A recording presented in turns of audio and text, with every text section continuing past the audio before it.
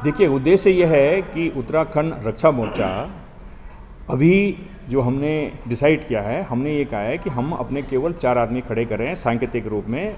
हमारा उद्देश्य है एक क्षेत्रीय दल को यहाँ पे उभारना, क्योंकि राष्ट्रीय पार्टियों के जो मुद्दे हैं वो राष्ट्रीय स्तर पर अगर कोई अच्छा काम करते हैं तो हमारा उनको पूर्ण समर्थन है। ठीक है, हमें राष्ट्र से, लेकिन हम ये देख रहे हैं कि राष्ट्र तभी सुदृढ़ होगा, अच्छा होगा, जबकि राज्य होगा। तो इस राज्य में प्रशासनिक अक्षमता बहुत हद कर गई है।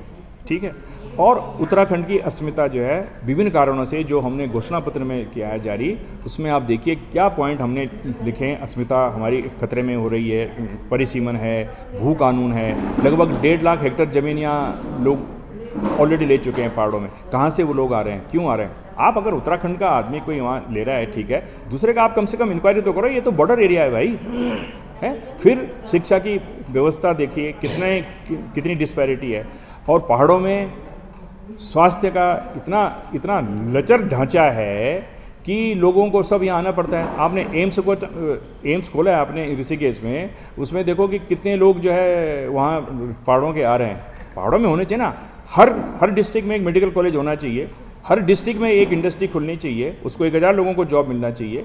होटल की इंडस्ट्री बर्बाद हो रही है, उनके लिए कुछ करना चाहिए। किसानों के लिए आप जो है खाली जो है उससे बोल के थोड़ी होता है, आपको संसाधनों को ढंग से सोच समझ करके प्लानिंग करके करना चाहिए, ताकि ये भौगोलिक दृष्टि से ये सेंसिटिव क्षेत्र है, पर्यावरण की दृष्टि से सेंसिटिव क्षेत्र है, और सुरक्षा की दृष्टि से ये अति सेंसिटिव क्षेत्र हो गया है आजकल।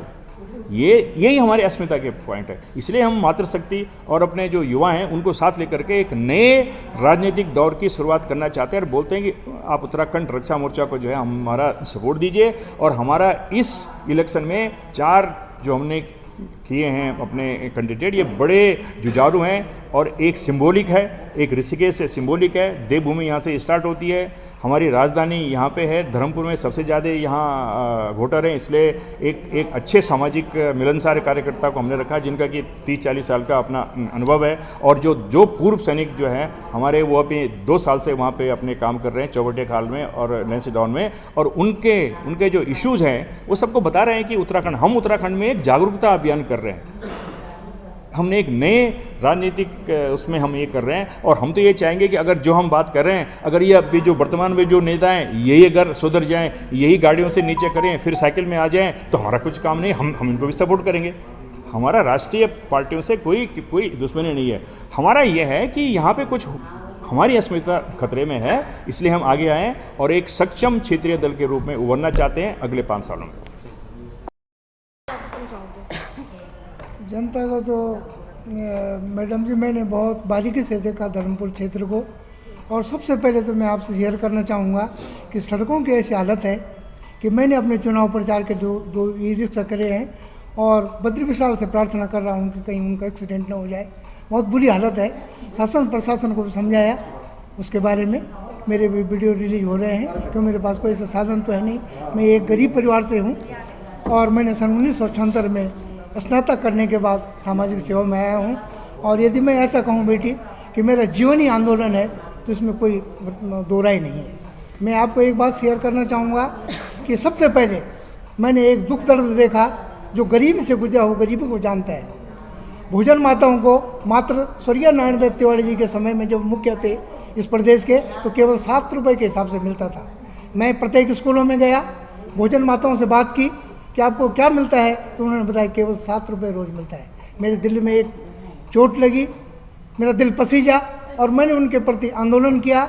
उसमें नारायण दत्त तिवारी जी ने मुझे 2.5 घंटे तक कमरे में बंद भी रखा कि शैतान तो लखनऊ में ऐसे करता था और यहाँ भी मुझे चैन से नहीं रहना था। मैंने कहा नारायण दत्त जी, माननीय नारायण दत्त जी, मैं आपको चैन से नहीं बैठने दूंगा, और आपको आपके शासन प्रशासन में कुछ खाने नहीं दूंगा। भोजन माताओं को यदि इतना सम्मान का पद है तो उनको इतना उपेक्षित क्यों रखा जा रहा है? तो उसमें मैंने आंदोलन किया था। आज भोजन माताओं को 2000 हुआ, फिर उसके बाद 1000 धामी जी ने बढ़ाया। धामी जी भी उसमें धोखा कर गए हैं। उन्होंने 5000 देने की वायदा किया था, लेकिन अभी मुकर गए, क्योंकि वो बंधे हुए हैं मोदी जी के जुमलों से, काम नहीं कर पाते। मोदी जी भी हमारे उत्तराखंड को ठग रहे हैं, गढ़वाल का पानी और गढ़वाल की जवानी। केवल गढ़वाली में बोल देने श्रीनगर में इससे विकास नहीं होगा, हमको मूल में जड़ में काम करना होगा। क्योंकि मैं धर्मपुर में 3 साल से काम कर रहा हूँ और अभी मैं ज़्यादा अपनी तो बड़ाई नहीं करता, लेकिन मैंने कम से कम 10-15 LED लगाई हैं जो कि मैं तुरंत देखता हूँ, तुरंत काम होता है। और सुनील जी को बोलता हूँ कि आप सुनील से गामा हो गए, गामा मत बनो, यहाँ पहलवानों की जरूरत नहीं है। अब उत्तराखंड को जागना होगा और पूरे भारत को जागना होगा। मैंने कल एक काम देखा बेटे, जो मैं आपसे शेयर करता हूँ। मैं कल ऑफिस में गया, शुरू से हमारे मोर्चा के साथ सौतेला व्यवहार किया जा रहा है। जब मैंने नामांकन करना था तो मुझे 1.5 घंटे तक खड़ा रखा गया। क्या मैं कैदी था? कि मैं मुस्लिम था? फिर मैंने बोला कि वहाँ चमोली जी को क्या शहद लग गया है, गोंद लग गया है? तुरंत मुझे बुलाया गया, मेरे साथी लोग सब गवाह है, शासन प्रशासन गवाह है। पुलिस वालों ने कहा कि थपलाल जी आपको नेता होना चाहिए। मैंने कहा मैं आपके लिए तो काम कर रहा हूँ, आपका प्रमोशन कितने दिन में होता है? बोला 15-20 साल में। मैंने उत्तराखंड में 5 साल में 3 मुख्यमंत्री बदले जाते हैं अपनी जुमलेबाजी के लिए। कैसे होगा उत्तराखंड में? कल एक शराबी पड़ा हुआ था जो कि ड्राइवर था किसी अधिकारी का, उसके साथ भी कुछ कांड हुआ है। मैं आगे नहीं बोलना चाहता कि मैं 14 तारीख बंधा हूँ इसी सीमाओं में। फिर मैंने उसको छुड़वाया, किसी आदमी ने उसको मारा भी है। मैंने कहा हमको जो है शराब से गिरना है, शराबी से नहीं। फिर उसको छुड़ाया क्योंकि मेरा दिल द्रवित हो जाता है। मैं एक सामाजिक कार्यकर्ता हूँ, मैं इन समस्याओं से गुजरा हूँ। तो यही चल रहा है उत्तराखंड में, यही चल रहा है भारत में। क्या भारत और उत्तराखंड के शराब को बंद नहीं कर सकता? शराब के बिना जिंदा नहीं रह सकता। मैं कोई चीज़ें नहीं लेता। क्या मैं इंसान नहीं हूँ? मैं आपके सामने आज 73 साल का आदमी बैठा हूँ। सर्टिफिकेट के मुताबिक मेरी उम्र 68 साल है। मेरे पिताजी ने कम कर दी थी, लेकिन मैं कभी झूठ नहीं बोलता शासन प्रशासन के बीच। और आज काम करता हूँ। मैं अपने को अभी 22 और 24 साल का लड़का समझता हूँ। तो क्या उत्तराखंड का विकास इसी शराब से होगा? शाकाहारी भोजन करेंगे, जैसा हम खाना खाएंगे वैसा हमारा मन होगा, जैसा पानी पिएंगे। बदलाव देखने को मिलेगा। मैम पहले तो मैं ये कहना चाहूँगी कि मैं एक सिंपल परिवार से हूँ, राजनीतिक से हमारा कोई मतलब नहीं है। मैं एक फौजी की बेटी हूँ, एक फौजी की पत्नी हूँ। और दूसरी बात, कल जब हम घूमने के लिए भ्रमण करने के लिए गए थे तो वहाँ मुझे जो कुछ मिला है, सब जिसने कहा वो कह रहे हैं कि सबसे पहले अगर आप लोग सरकार लाना चाहते हैं तो बदलाव बहुत ज़रूरी है। जो अभी बेरोज़गार बच्चे बैठे हैं उनको बड़ी बड़ी पार्टियाँ रात को खिला रहे हैं, पिला रहे हैं, तो ये चीज़ बंद होना चाहिए। तो हम इसी के खिलाफ़ सबसे पहले कार्रवाई कर रहे हैं। कई महिलाओं ने मुझसे कहा है कि ठीक है हम आपको समर्थन करते हैं, लेकिन ये जो यहाँ पे नशा जो चल रहा है बच्चों के खिलाफ़, ये सबसे पहले बंद होना चाहिए। तो मैं वादा करती हूँ, अगर मुझे इस बार मौका दे दिया जनता ने, मेरे जो ऋषिकेश विधानसभा के हैं, तो मैं उनके लिए सबसे पहले तो महिलाओं के लिए काम करूँगी और बेरोज़गारों के लिए काम करूँगी। और जो ये नशा जो केंद्र जो खुला है, इस सबसे पहले हम इसको बंद करेंगे। क्योंकि जो हमारे जो नौजवान हैं वो कोई अपनी लाइफ नहीं जी रहे हैं, वो इनके आगे मजबूर होकर काम कर रहे हैं। परसों ही मुझे किसी के कॉल आई थी, वो कह रहे हैं कि मैडम आपको 51 लाख रुपए देते हैं, आप बैठ जाओ। भाई वो हमसे क्यों डर रहे हैं? तो जो कॉल करने वाले वो कोई बाहर के नहीं हैं, वो हमारे उत्तराखंड के लोग हैं। तो उत्तराखंड वालों को जागना चाहिए। मैं तो सभी से यही कहूँगी कि महिलाओं को, खासकर महिलाओं को और युवाओं को आगे आना चाहिए। जैसे हम उन सिर्फ ये एक लड़ाई हमारी अपनी नहीं है, ये लड़ाई हमारे पूरे उत्तराखंड के लिए है। क्योंकि उत्तराखंड में कहीं भी चले, आप हिमाचल चले जाओ, तुम वहाँ एक टुकड़ा ज़मीन नहीं खरीद पाओगे। क्यों? क्योंकि वहाँ के सरकार ने काफ़ी कुछ अच्छा कर रखा है। यहाँ तो हम लोगों को तो ज़मीन तो मिलना बहुत दूर की बात है। आज जो लोग यहाँ पे गर्व कर रहे हैं कि हमारे पास मकान है, ज़मीन है, कल के दिन आने वाले टाइम में वो भी उनका नहीं होगा। इस बात की अगर ऐसे चलता रहा तो कल के दिन वो भी उनका नहीं होगा। तो हमें यही चाहती हूँ कि जनता हमें सपोर्ट करे। और एक बार हमें, क्योंकि हमें नेता नहीं बनना है, हमें नेता बिल्कुल भी नहीं बनना, क्योंकि हम नेताओं से हमारा कोई लेना देना भी नहीं है। हमें सिर्फ अपना एक परिवार चाहिए, जो हमारा उत्तराखंड का परिवार है, उनके बीच हम अपने परिवार जैसे व्यवहार करेंगे। और अभी मैं कहती हूँ, जितना पैसा ये लोग चुनाव में अभी खर्च कर रहे हैं, जब कोरोना काल में लोग घर में बीमार पड़े थे, बेरोजगार बैठे थे, उस समय कहाँ गया ये पैसा? उस समय कहाँ छिपा रखा था ये? अभी मैं 5 साल से सोशल वर्कर हूँ। अभी मैंने यहाँ देहरादून में कम से कम 100-150 कंबल बांटे हैं बेरोजगारों को। मैंने जब कोरोना उस समय मैंने किट बांटे बहुत सारे, पेपर में मैं आज तक हाईलाइट नहीं हुई हूँ, क्योंकि मुझे सोशल वर्क करना था, लेकिन एक अपने दायरे में। लेकिन अब मजबूरी में मुझे अचानक ही मुझे अपने उत्तराखंड के लिए आगे आना पड़ा। तो मैं यही चाहती हूँ जनता से कि सभी लोग मुझे सपोर्ट करें और पिछले 5 साल में जो भी आप होगा वो मैं आपको उस फील्ड में पता चल जाएगा। और ज़्यादा सपोर्ट करो। मेरा नाम रुपेश कुमार हुआ और मैं एक पर्यटक व्यवसाय से जुड़ा हुआ हूँ। मेरी कंपनी का नाम एक्सपीरियंस जर्नी है और हम लोग ये 4 धाम और उत्तराखंड के जो विभिन्न विभिन्न स्थल हैं वहाँ पे यात्रा वगैरह करवाते हैं, जिसमें कि बाहर की बहुत सारी कंपनियाँ हमारा यहाँ पे आके वो चीज़ करती है। अभी आप देखेंगे कि उत्तराखंड का जो सबसे ज़्यादा इकोनॉमिक इकट्ठा होता है उसमें पर्यटक का सबसे ज़्यादा योगदान होता है।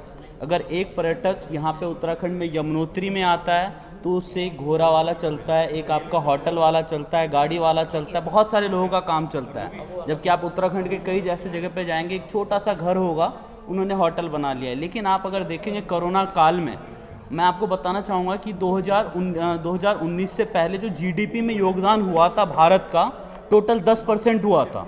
लेकिन जब कोरोना आई तो कितना उनको पर्यटक के जो कर रहे हैं उनको मिला। लास्ट ईयर अभी जो हुआ तो हमें 10-10 हज़ार रुपये का पर्यटक व्यवसाय को मतलब ये दिया गया गवर्नमेंट की तरफ से। क्या आपको लगता है 10,000 रुपये सफिशिएंट है एक उसके लिए, जिसमें कि उसको अपने एम्प्लॉय को देखना है, अपना एक ऑफिस चलाने में भी बहुत ज़्यादा पैसा खर्चा होता है।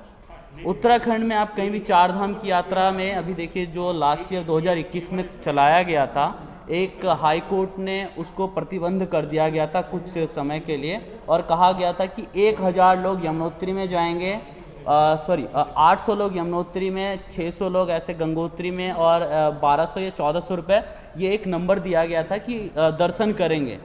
आप सिंपली एक किसी की शादी में जाते हैं तो वहाँ पे 1000 लोग चले जाते हैं एक शादी में।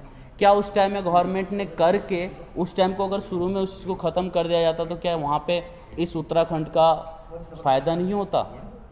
क्योंकि एक जो है पर्यटक है उससे बहुत सारे लोग जुड़े हुए हैं और उत्तराखंड की जो मैं कहना चाहूँगा 70% जो इकोनॉमिक है वो पर्यटक से चलता है।